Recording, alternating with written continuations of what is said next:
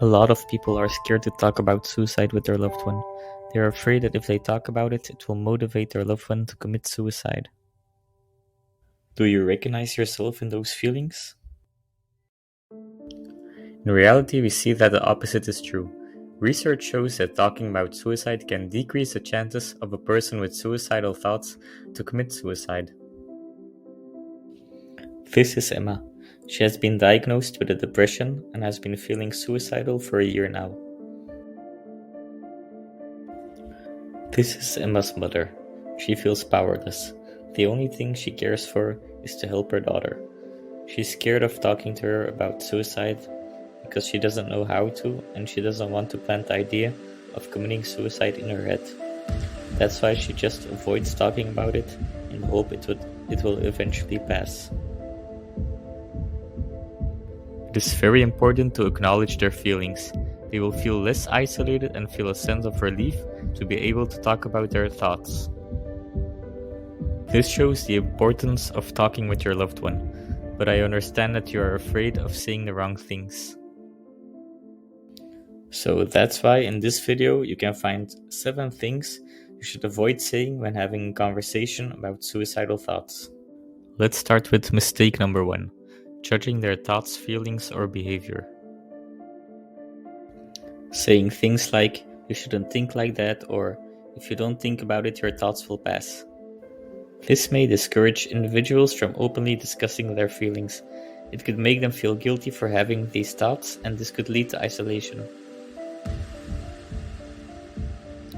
Mistake number 2. Immediately pointing out positive things.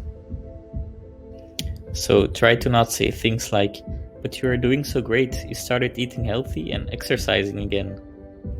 I know that you're just trying to lighten up their mood, but your loved one could feel as if you're denying or minimizing the pain that they are experiencing. This way they will not feel hurt.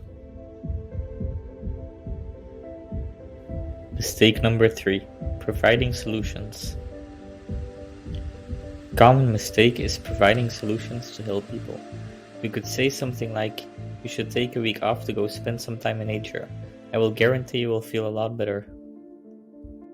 In spite of good intentions, providing a solution will not help them. People who experience suicidal thoughts have already tried countless of things to make them feel better. They probably already tried the solution we are providing for them. Mistake number 4. Giving false hope and making promises that cannot be kept. Like promising you won't talk to anybody about it. Don't make any promises you are not planning on keeping. It is better to be honest from the start and tell your loved one you are worried about them and are willing to help them to find the support they need. Mistake number 5. Trying to convince them to continue living for the sake of others. People will make the mistake of saying things like, you have to think about your children, you can't just leave them like that. This will make them feel even more guilty for wanting to end their life. Mistake number 6. Minimizing thoughts and feelings of the individual. Saying things like, your life isn't that bad, some people have it even worse. It is not fair to compare their life, their emotions and thoughts to someone else. Their feelings and thoughts are valid and you should take them seriously. And finally, mistake number 7. Challenging the person in their suicidal thoughts and or behavior. Telling them they wouldn't even dare to take their own life anyway. This could even increase the risk on suicide. By challenging them, it will make them feel as if their feelings aren't being taken seriously. I know you aren't intentionally saying these things to hurt your loved one. You probably just want to help them. But by saying these things, your loved one will not feel hurt and will not feel safe to share their feelings or suicidal thoughts with you. That's why it's important to be aware of these things.